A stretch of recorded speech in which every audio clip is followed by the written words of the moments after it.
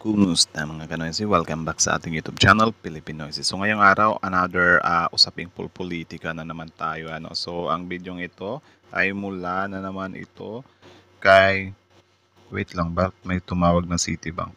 So ang video ito ay mula ito kay Sayong Araw. So meron itong pamagat na finish na BP Sara, inipit ng media. Nadula sa interview at inamin na tama si Trillanes. Diyos ko, ano na naman to. So bago natin simulan sa iyong araw, supportahan nyo yan. Tapos syempre kung trip nyo ng mga ganitong reaction video, may kasama kayong manood, huwag nyo na rin kalimutang supportahan yung YouTube channel natin, Pilipinoysi. So mga Kanoysi, hindi na natin ito patatagalin pa. Simulan na natin. So again, ang pamagat ng video ito, finish na BP Sara, inipit ng media. Nadula sa interview at inamin na tama si Trillanes. Nadulas na naman So again, sa iyong araw, Pilipinoysi, like, comment, share, subscribe. Start. Actually, yung listahan ng bank account na yan, bank accounts, madami yan di ba? Noong, was it 2016 na nilabas? Oo. Hanggang ngayon, may file ako niyan. Kasi nung lumabas yan, isa-isa ko pinuntahan lahat ng bangko. At tinanong ko sila isa-isa sa mga nakapangalan sa akin at yung mga accounts. Meron talagang mga accounts doon na hindi alam ng bangko, hindi ko rin alam, pero Hala! Hindi alam ng bangko, pero ewan, wala na. Inamin nga siguro, or nadulas nga talaga. Doon siya sa listahan. So, ulit. Akin at yung mga accounts. Meron talagang mga accounts doon na hindi alam ng bangko, hindi ko rin alam, pero nandoon siya sa listahan. So, natawa yung nasa likod tinatanong ko yung bangko, bakit may ganito? Sabi nila baka non-existent talaga yan na mga account. So, meron akong accounting even nung mga sinasabi nilang transactions. Tinanong ko din yan sa... So, ayun, kayo na lang siguro bahalang humusga dyan, So, comment down below na lang kayo sa opinion about doon. Isang nakakagulat na pananalita ni VP Inday Sara, mga kaibigan. Yun. Ang tila nadulas sa pagkakaipit sa tanong ng media sa kanya patungkol sa mga bank accounts na matagal. Ito din yung some kind problema kapag may media. Kaya nga yung mga attorney mostly sa mga client nila, hindi nila pinapaharap sa media kasi tricky kasi yung mga question ng media . Like yung iba is nang po-provoke sila para lang mapilitan kang magsalita, di ba? Which is yun nga, parang syempre yung mga sasabihin mo dyan pwedeng gamitin or pabor laban sa'yo, something like that. Laban or pabor sa'yo na nilang itinatanggi at lagi itong ipinupukpok ng dating Senator Trillanes. Ang tanong ay, totoo nga ba ang pagkakadulas ng mga salita ni VP Sara sa kanyang bibig? Okay. Halika, atin itong pag-usapan. So, tanong pa lang yun kung totoo ba daw na nadulas si VP Sara. So, okay. Sa iyong araw, supportahan nyo yan. Kaibigan, hindi ko rin alam, nadulas nga ba si VP Sara? Sa bawat banggit ng pangalan ni Trillanes, isang tanong ang buwabalik. Totoo kaya ang lahat ng ito? Noong 2016, ipinakita ni dating Senator Antonio Trillanes IV ang isang listahan ng mga bank accounts na di umano'y ginagamit ng pamilya Duterte para sa drug money. Nako. Ang mga dyan din sila parang inaatake ng kabila kasi yun nga parang sabi nyo kasi simple lang yung buhay nyo tapos malaman-laman naghahalongkatan ng mga bank accounts. Sobrang dami pala daw pala. Sasyon, matindi. 2.4 bilyong piso daw ang inilagay mula sa mga umano'y drug lord patungo sa mga bank accounts daw na konektado sa mga Duterte. At sinabi pa ni Trillanes na konektado daw sa Duterte crime family. Nakakapukaw. Pero teka, meron bang pruweba? Kung naalala mo, halos maghagis ng mikropono si dating Pangulong Rodrigo Duterte kay Trillanes sa isang pagdinig sa kamera. Seryosong akusasyon. Pero kung minsan, seryoso si Tatay Diggs dito tapos si Trillanes at tinatawanan lang siya. parang mas entertainment kaysa investigation ang nagaganap. Sa kalagitnaan ng lahat ng ito, biglang sumulpot ginanon yung mic ang pangalan ni VP Sara Duterte. Ngunit paano napasama si VP Sara sa listahan ng mga may bank accounts? Nako. Sa isang Actually, yung interview, listahan ng bank account inamin na yan, bank ni Sara account, Duterte madami yan na noong diba? lumabas ang mga Noong, paratang, was it 20 personal niyang pinuntahan ang mga bangko.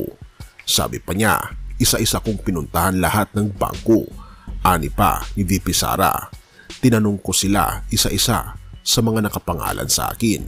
Pero meron talagang mga accounts doon na hindi alam ng bangko. Hindi ko rin alam. Pakinggan pa natin si VP Sara. Actually, yung listahan ng bank account na yan, bank accounts, madami yan di ba? Noong, was it 2016 na nilabas? Oo. Hanggang ngayon, may file ako niyan kasi nung Yung pagkaupo mismo ng tatay niya, yung time na yan. So, parang eksakto din sa di ba? lumabas yan, isa-isa ko pinuntahan lahat ng bangko. At tinanong ko sila isa-isa sa mga nakapangalan sa akin at yung mga accounts. Meron talagang mga accounts doon na hindi alam ng bangko, hindi ko rin alam, pero nandoon siya sa listahan. So, tinatanong ko yung bangko, bakit may ganito? Sabi nila baka non-existent talaga yan na mga accounts. So, meron ako. Pero kapag ka mga ganyan na mga non-existent account, medyo nakakapanduda din siya, di ba? Kasi syempre yung bangko na yan, dapat mas maging maingat nga sila, di ba? So parang yun, nagkataon na meron din silang mga questionable mga accounts. Accounting even nung mga sinasabi nilang transactions, tinanong ko din yan sa bank. Sa simpleng salita, may mga account nga na hindi raw totoong umiiral. At ayon din kay VP Sara, totoo na may mga nakapangalan sa kanya.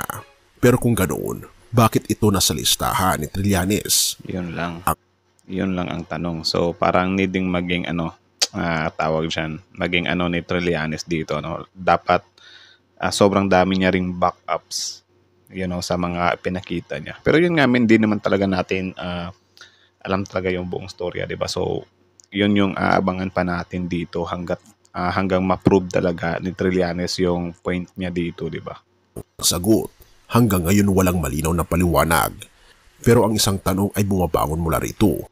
Bakit kailangan pang magpaliwanag ng ganito kung walang basihan ang paratang? Nako. Ngunit paano kung may may nadulas? Sa parehong panayam, tila nadulas si VP Sara sa kanyang sinabi na mayroon ngang bank accounts. At kaya naman, naipaliwanag niya na pinuntahan niya raw ang mga bangkong ito at hindi rin daw alam ng bangko kung bakit mayroong ganun.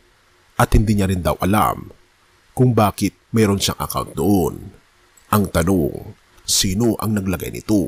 At ano ang matinding motibo kung bakit may mga pangalang Duterte sa bangkong ito? Well, nakadepende yan kung sasakto din sa timeline nila, di ba? Kasi kung sasakto sa timeline nila, like ano ba yung mga bangkong yan? Wala ba silang mga tawag dyan? Mga CCTVs na makapag-prove talaga? Pero syempre yung mga ganyan kasi yun nga parang ibang tao yung parang nagdideposito ng pera, di ba? So parang lang din siya. Or siguro tingnan nila yung cash flow talaga kasi imposible namang hindi nagalaw yan, di ba? Ang tanong, totoo ba na hindi alam ng bangko? Kaya ano nga ba ang katotohanan, kaibigan? Yun lang. Para kay Trillanes, ang mga dokumentong ipinakita niya ay tila isang bombang handang sumabog anumang oras. Pero narinig na natin ito noon. Maraming beses na niyang inakusahan ang iba't ibang politiko, pero kadalasan ay nagtatapos ito sa wala. Para kay VP Sara, malinaw ang kanyang depensa. Wala raw siyang kinalaman at ang iba pang detalye sa listahan ay gawa-gawa lamang. Pero Yan din yung di ba? Yan din yung parang mahirap para sa syempre tayo mga sa taong bayan. Kasi yun nga, kung totoo yung ebidensya, pwede nilang sabihin na hindi totoo yan. 'Di ba? Kapag papabor naman sa kanila yung ebidensya, pwede nilang sabihin na totoo yan. So parang ewan ko, ang hirap talagang like tayo talagang taong bayan. Parang nakadepende na lang talaga tayo sa mga ebidensya, 'di ba? Halimbawa ganyan. Sana nga ma-prove din ni Trillanes yung mga niya talaga, like mag-push through talaga yung mga inihain niyang 'di ba? Para syempre maging aware din tayo na totoo nga bang guilty itong mga taong to or hindi. ang tanong ng masa, Paano kung may hindi sinasadyang inamin? At paano kung totoo talaga ang mga paratang na ito? Yun. Paano kaya? Kayo, comment kayo sa baba amin. Paano if totoo yung mga paratang na to? Especially yung mga DDS. Paano if totoo nga yung paratang na to? Ano yung magiging next move nyo dyan? Still loyal pa rin ba kayo? Magbubulag-bulagan pa rin ba kayo? Comment down below. Ngunit may dahilan ba para maniwala? Si Trillanes ay kilala sa kanyang all or nothing na estilo. Pero kahit may mga ebidensya siyang ipinakita, laging may butas ang kanyang mga argumento. Yun lang. Isa pa, kung may matibay siyang hawak, bakit hindi ito naipasa sa korte upang may malinaw na desisyon? Kaya ang tanong ay hindi lang para sa mga Duterte, kundi pati na rin kay Trillanes.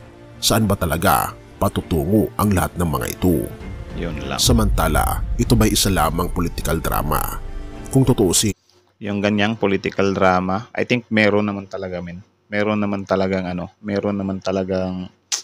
some kind, mga ilang percent talaga. Mga ilang porsyento na political drama nga yung nangyayari dyan. Kasi aminin na natin, si Trillanes nasa side ng kabila, tapos mga Duterte, di ba? So siguro ang na lang natin dito is yung facts, 'di ba? Na for example, kapag may mali si Tatay Digong or si Duterte, FPRRD, si BP Sara, need nilang panagutan 'yon. And also if nagkamali naman si Trillanes sa pangbibintang niya, need niya rin panagutan 'yon. So parang tayo dito is more on doon na lang tayo sa tama, 'di ba? ang bawat akusasyon ay tila parte ng isang mas malaking kwento ng politika sa Pilipinas. Ngunit ano ang dahilan kung bakit sa kabila ng maraming tanong, ang mga tao ay tila hindi pa rin sigurado kung sino ang dapat paniwalaan? Marahil ito ang nais nilang isipin natin. Hintayin natin ang susunod na kabanata. Tama. Sa dulo ng lahat, nananatili ang tanong, sino ang nagsasabi ng totoo? Si Trillanes ba na tila walang kapaguran sa pagbubunyag ng mga eskandalo? O si VP Sara na sa kabila ng kanyang depensa ay tila may mga nagsasabing nag-iiwan ng pagdududa? Yun Isa lang. lang ang malinaw. Ang Pilipino ay mas matalino kaysa dito. Ngunit hanggang kailan tayo Maghihintay para malaman ang buong katotohanan. Kasi tayo mga Pilipino, parang doon na tayo, doon na natin nakukuha yung kasagutan kapag wala na sa pwesto yung mga taong yan. hintay para malaman ang buong katotohanan? Lucas 8:17. So, yun lang naman mga kanoisis. So, kayo ano masasabi nyo doon? Comment down below. Tapos yun, pag-usapan natin yan sa comment section. So, again, ang video yun ay mula kay sa iyong araw. So, supportahan nyo yan. Again, original video link in the description box below. Like, comment, share, subscribe sa iyong araw. Also, bago nyo iwan yung YouTube channel natin, Filipino Essay, don't forget to like, comment, share, subscribe.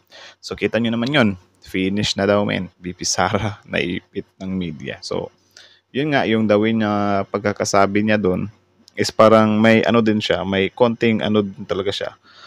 May konting, or nakakapanduda talaga siya ng konti. Na parang, sasambitin mo yung mga ganong words, di ba? Also naman, about naman ditong kay Trillanes, medyo may problema tayo dun sa niya, sa mga, yun nga, yung mga claims niya na parang hindi nagpo-push through or nabubutasan siya. So, dapat kasi if ever may malakas siyang ebidensya, I don't know if pag-aralan ba or dapat sobrang solid talaga para hindi mag-backfire sa kanya. Kasi kung paulit-ulit na ganyan lang yung mga atake niya, na parang ganyan nga na hindi na push through daw sa iba, is hindi na siya paniniwalaan sa susunod niyang mga atake, di ba? Lalabas na lang siya na parang naninira na lang. Yun yung tingin ng mga DDS na kapag gano'n na parang, may inihain ka na naman, tapos hindi na naman nag-push through. Tapos, may hinain ka na naman, tapos hindi na naman. So, parang I think need niyang hindi siya studyhan Need niyang ayusin yung part na yon na dapat yung ebidensya niya talaga is sobrang solid talaga. Like, mabubutata talaga yung kabila, di ba? So, sana, man yung mga ebidensya na para hindi din masayang ba, 'di ba? Kasi I know for sure pinaghirapan niya ring hanapin yung mga ebidensya niyan or kolektahin, 'di ba?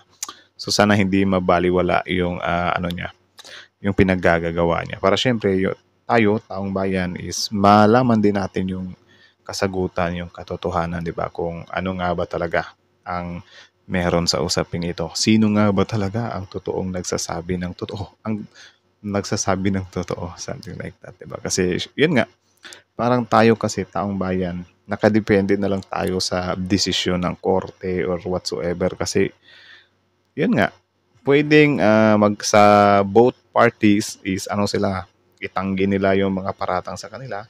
Puwedeng sa both parties sabihin nila na planted yung mga ebidensya. Puwedeng sa both parties sasabihin nila na sobrang linis nila. 'Di ba? So, tayong manonood or tayong taong bayan, wala tayong totally basihan talaga, 'di ba? Like ano na lang talaga, news. Sometimes yung news din balimbing din, 'di ba? May mga sinusuportahan din yung mga istasyon ng media, something like that. So medyo pwede tayong ma-blindside sa ano nun, sa part na yon. Ang sa atin na lang siguro dito is pagdasal na lang natin ano na sana'y mahatulan talaga yung mga totoong guilty na tao, di ba? So yun lang naman, yun lang naman. So kayo ano masasabi nyo dito? Comment down below, tapos yun pag-usapan natin yan sa comment section. So again, sa yung araw, Filipinoises, like, comment, share, subscribe. Filipinoises out.